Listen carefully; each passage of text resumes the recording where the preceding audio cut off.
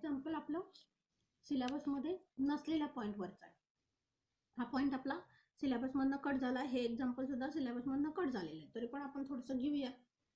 In triangle ABC, if A equal to 18, B equal to 24 and C equal to 30, then find the value of, ही सगळ्या value find करायच्या. आता पहिला एक cos आहे, मग आहे sign A/2, cos A/2, tan A/2. हे 3 फॉर्म्युले बघा आपले जे कट झाले सिलेबसमधनं. Triangle, area of triangle ABC हे सुद्धा आपलं कट झालेलं आहे सिलेबसमधनं. ही रोज फॉर्म्युला होता आणि साइन Aचा फॉर्म्युला काढायचा. आता काय दिलंय तर ट्रायंगलच्या तिन्ही साइड्स दिल्या, त्याच्यावर आपण S काढूयात.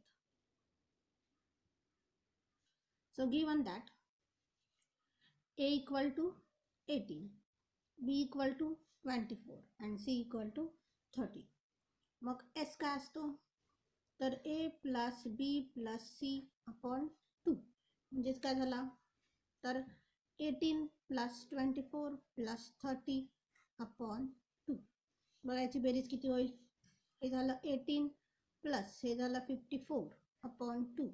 हे होईल 8 आणि 4 12. चला 1 5 आणि 2 7 भागिले 2 म्हणजे हे झालं 36. म्हणजे S ची किंमत आपली 36 झाली. आता कॉस A काढायचा. मग कॉस A काढण्यासाठी आपण काय करणार तर कोसाइन रूल वापरणार. मग कोसाइन रूल आपला जो आहे की नाही, कोसाइन रूल काय तर A² equal to B² plus C² minus 2BC cos A. याच्यावरनं कॉस A काढायचा, कॉस B काढायचा आणि कॉस C काढायचा. आता तो किती असतो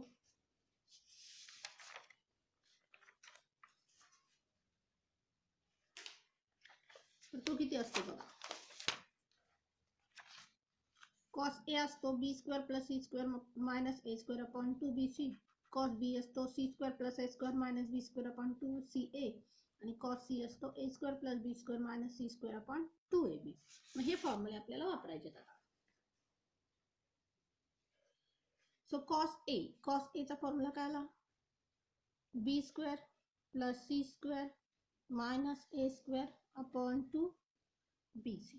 आपल्याकडे ABC आहे, किमती फक्त ठेवायच्यात. म्हणजे हे झालं B म्हणजे 24 आहे त्याचा वर्ग, प्लस C म्हणजे 30 आहे त्याचा वर्ग, मायनस A म्हणजे 18 आहे त्याचा वर्ग, भागिले 2BC म्हणजे कोण आहे बघा तर 24 इंटू 30. आता हे वर्ग करायचे. 24 चा वर्ग येतो 576, 30 चा वर्ग आला 900, 18 चा वर्ग आला 324, भागिले हे किती झालं बघा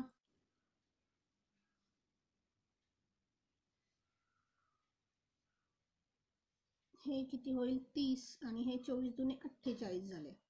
म्हणजे हे वरती किती आलं मी डायरेक्ट लिहिते, तुम्ही नंतर कॅल्क्युलेट करा. हे झालं तुमचं 1152 भागिले 1440. म्हणजे भाग लावला तर हे होतं 4/5. पुन्हा सेकंड बघा.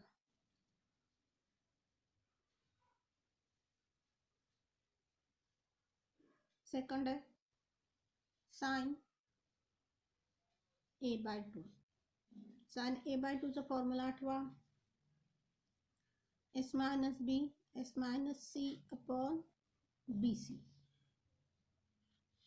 आता S तुमच्याकडे आहे 36 आहे.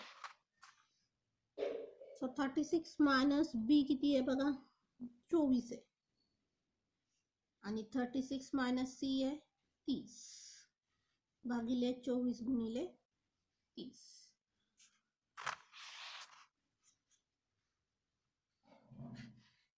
मग हे किती होईल हे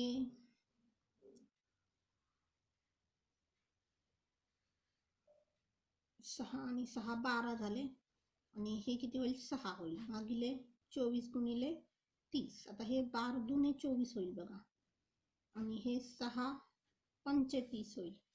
म्हणजे हे रूट मध्ये आलं 1/10. म्हणजे असं लिहिता येईल 1/√10. आता असंच कॉसचा फॉर्म्युला काढायचा आहे. कॉस A/2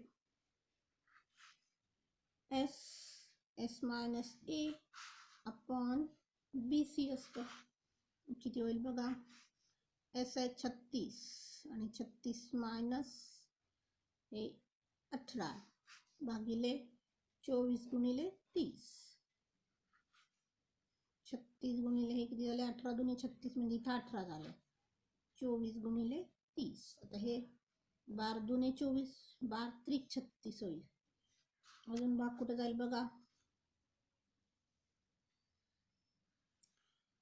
इथं 3 न लावला तर साइन त्रिक 18, इथं 10 झाले. इथं 1 आणि इथं 3 होईल. म्हणजे हे रूट मध्ये झाले 9 भागिले 10, म्हणजेच किती होईल, तर रूट 3 अपॉन रूट 10 झाले.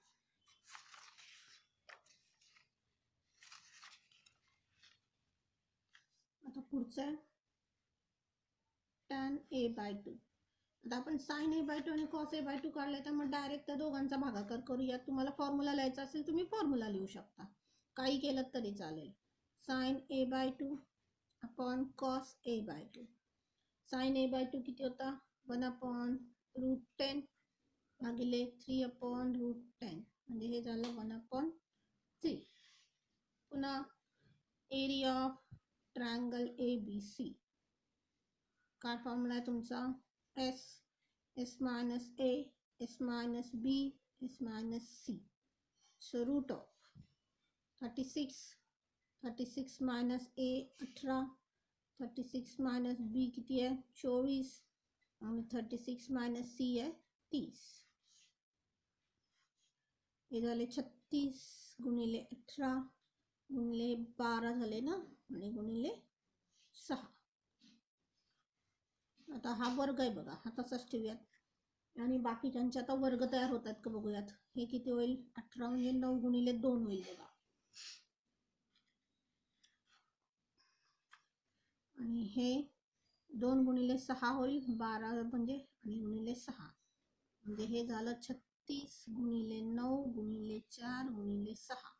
आणि रूट मधनं बाहेर आलं तर हे होईल 6 गुणिले 3 गुणिले 2 गुणिले, हे 36 होईल नाही का, सॉरी हे 36 होईल म्हणजे हे 6 झाले. म्हणजे किती होईल बघा, साइन त्रिक 18 गुणिले 12 म्हणजे हे झालं 216.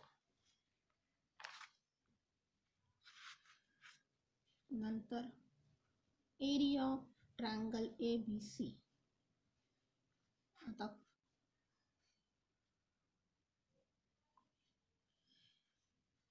तुम्ही कुठलाही फॉर्म्युला वापरा, 1/2 बी सी साइन ए पहिला फॉर्म्युला आपण वापरला. तर एरिया ऑफ ट्रायंगल तुम्ही काढलाय 216 आहे. मग 1/2 बी सी किती आहे, बी 24 आहे, सी 30 आहे, इंटू साइन ए काढायचं आहे ना आपल्याला. मग हे सगळं इकडं ट्रान्सफर करा, म्हणजे हे किती होईल बघा, 2 गुणिले 216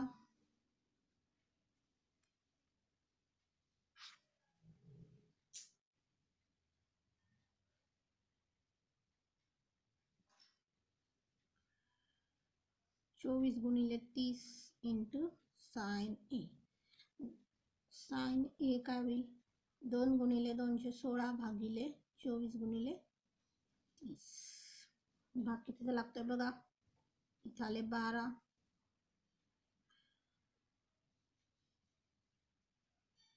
इथं कितीचं जाईल, 12 एके 12, 12 एके ही 216, इथं 16 गुणिले 18 होतं ना, म्हणजे इथं 18 आलं. 18 आलं म्हणजे आणि परत भाग गेला, इथं 3चा भाग जाईल का, जाईल. साइन त्रिक 18 आणि हे 10 झाले, म्हणजे हे पुन्हा 3 गुणिले 5 आणि म्हणजे हे 3 भागिले 5 झाले.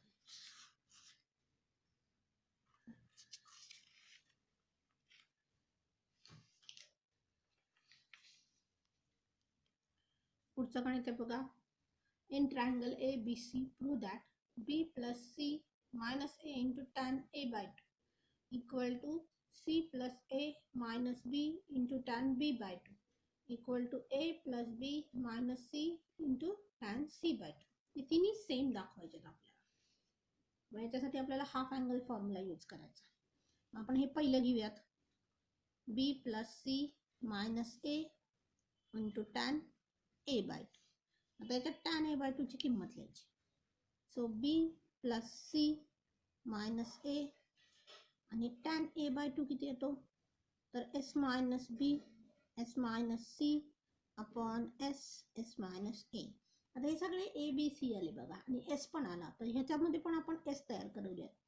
म्हणजे हे मी असं लिहिलं ए प्लस बी प्लस सी, म्हणजे 2s झाला बघा.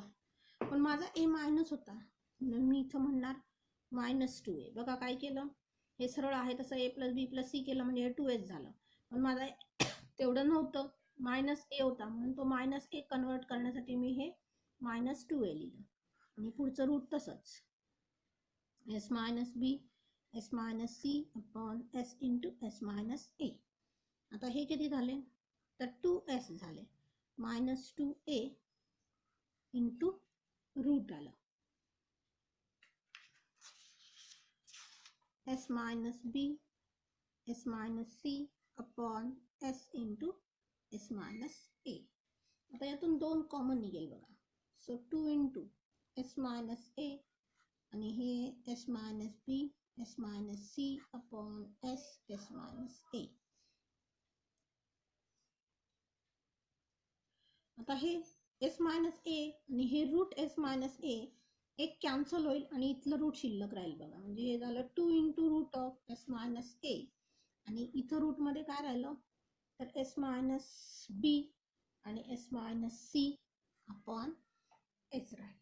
म्हणजे थोडक्यात आपल्याला हे असं लिहिता येईल, 2 इंटू हे सगळं एका रूटमध्ये घेतलं तर 2 इंटू रूटमध्ये आलं S minus A S minus B S minus C, हे अंशस्थानी गेलं आणि छेदस्थानी आला एस. आता एवढीच किंमत त्या दुसऱ्याची आली पाहिजे. मग बघा येते का, दुसरं काय आहे आपलं, तर C plus A minus B into tan B by two. Same करायचं, इथं याची किंमत लिहायची आणि हे ॲडजस्ट करायचं. आता हे ॲडजस्ट कसं करणार आपण, तर ए प्लस बी प्लस सी लिहिलं, किती लिहिले पाहिजेत, -2b लिहिलं की टोटल -b होईल बघा. आणि या टॅन बी बाय टूची किंमत लिहायची. टॅन बी बाय टूची किंमत किती आली, s minus A S minus C upon S into S minus b. आता हे किती आहे बघा, तर 2s -2b इंटू हा रूट तसाच. आता यातून 2 कॉमन निघतील. So 2 into S minus b, रूटमध्ये आलं S minus A S minus C upon s minus b. आता हा एक रूट आणि हे 2 रूट आहेत, त्यातला एक रूट कॅन्सल होईल म्हणजे शिल्लक राहिला 2 इंटू, इथं आलं रूटमध्ये एस मायनस बी, इथं आलं रूटमध्ये s minus A S minus C upon S. आता हे कंबाईन केलं तर होईल 2 into root of S minus A S minus B S minus C upon S. हे झालं तुमचं दुसरं. आता असंच तुम्हाला तिसरं कॅल्क्युलेट करता येईल. तिसरं कसं होईल बघा, तिसरं आहे तुमचं a plus B minus C into tan C by two. आता ह्याची किंमत तुम्ही कशी लिहिणार, तर हे झालं a plus b plus c. आता 2c आहे म्हणजे हे -2c केलं पाहिजे, म्हणजे इथं -c येईल. आणि टॅन सी बाय टूची किंमत काय आली बघा, तर S minus A S minus B upon S into S minus C. आता हे किती होईल, 2s -2c होईल, हे रूट तसंच. आता किती होईल बघा, 2 इंटू हे झालं एस मायनस सी आणि रूटमध्ये आलं S minus A S minus B upon S into S minus C. आता यातला एक रूट जाईल म्हणजे शिल्लक काय राहील बघा, मी खाली लिहिते इथं 2 इंटू रूटमध्ये आला एस मायनस सी आणि S minus A S minus B upon S. हे कंबाईन केलं तर येईल 2 into root of S minus A S minus B S minus C upon S. आता याच्या 3 किमती काढल्यात आपण, कुठली, तर ही पहिली, पुन्हा ही दुसरी आणि ही तिसरी. या तिन्ही किमती सेम आहेत बघा. म्हणजे आपण काय म्हणणार, तर फ्रॉम 1, 2 and 3 काय झालं, तर खाली हे लिहिणार. काय येणार बघा, from 1, 2 and 3 b plus c minus a into tan a by 2 equal to काय आलं, c plus a minus b, c plus a minus b into tan b by 2 आणि परत काय आलं, a plus b minus c into tan c by 2 आलं.